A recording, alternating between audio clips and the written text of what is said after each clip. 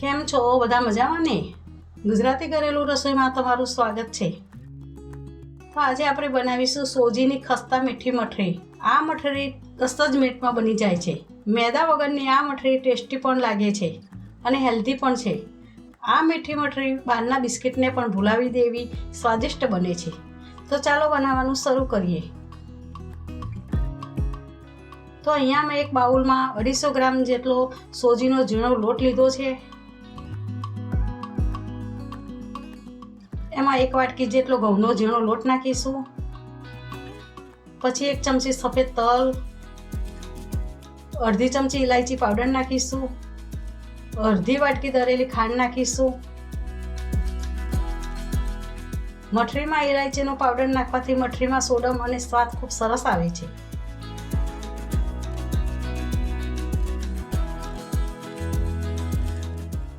પછી 3 ચમચા જેટલું તેલ રેડીશું. મઠરીમાં તેલનું મોરણ ચડિયાતું નાખવાનું, જેથી કરીને મઠરી ક્રિસ્પી બને.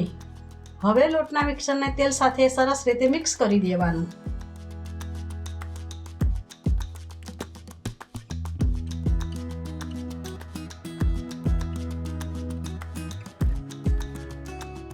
તો જુઓ, આવું સરસ મુઠ્ઠી ભરે એવું મોરણ નાખવાનું.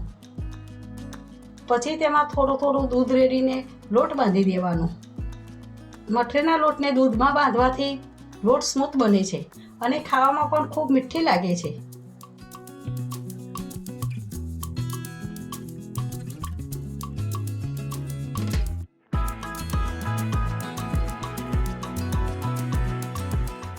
તો જુઓ, આવો સરસ સ્મૂથ લોટ બાંધવાનો.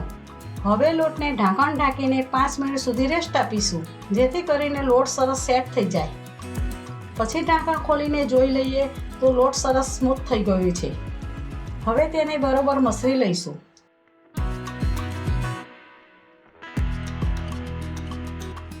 પછી એક મોટો લુવો લઈને ગોળ ગુલ્લું વાળી દઈશું. મઠરીને વણવા માટે એક વેલણ પાટલી લઈશું. પછી તેમાં લોટનું ગુલ્લું મૂકીને તેને બરોબર હાથેથી દબાવીને પાટલી ઉપર ગોળ કરી લઈશું.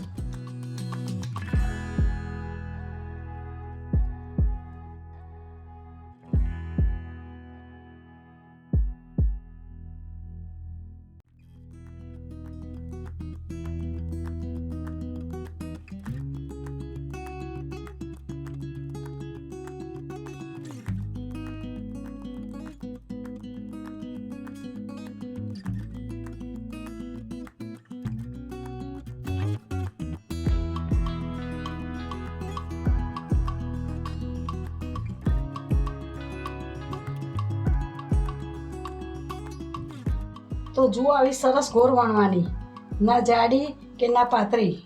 પછી એક ડબ્બીનું ઢાંકણ લઈને આવી રીતે ગોળ કટ પાડી લેવાના. તમારી પાસે વાટકી કે ગ્લાસથી પણ આવી રીતે ગોળ કટ પાડી શકો છો.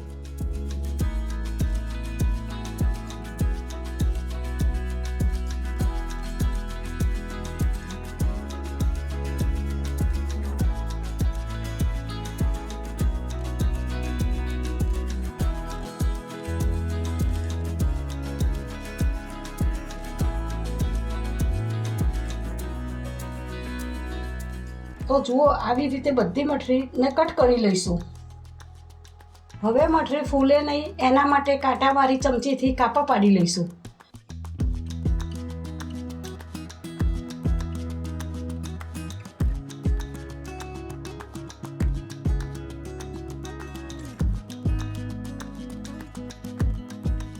હવે આ મઠરીને આપણે તળી લઈશું. હવે આપણું તેલ પણ ગરમ થઈ ગયું છે, તો તેલમાં એક કરીને મઠરી નાખીશું.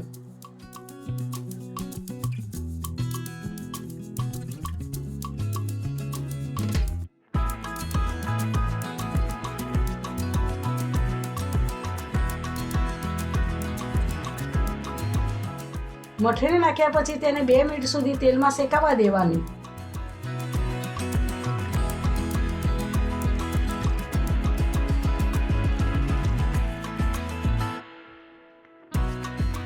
પછી તેને ફેરવી દેવાની.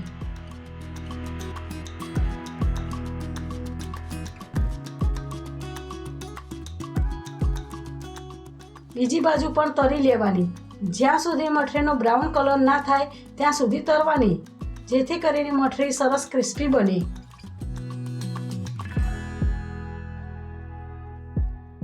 તો જુઓ, મઠરી સરસ તળાઈને લાલાશ પડતી થઈ ગઈ છે.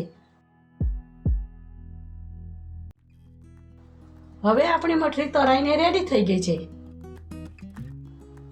હવે આ મઠરીને એક ડીશમાં સર્વ કરવા માટે કાઢી લઈશું.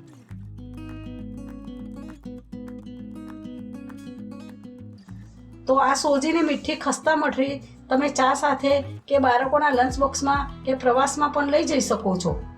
જો તમે પણ મારી આ રીતથી સોજીની મીઠી મઠરી બનાવશો તો તમારી મઠરી પણ મારી મઠરી જેવી ક્રિસ્પી અને ટેસ્ટી બનશે અને ઘરના બધાને ખૂબ જ ભાવશે. જો તમને મારી આ રેસીપી ગમી હોય તો મારા વિડીયોને લાઈક કરજો અને મારી ચેનલને સબસ્ક્રાઈબ કરજો. જય શ્રી કૃષ્ણ.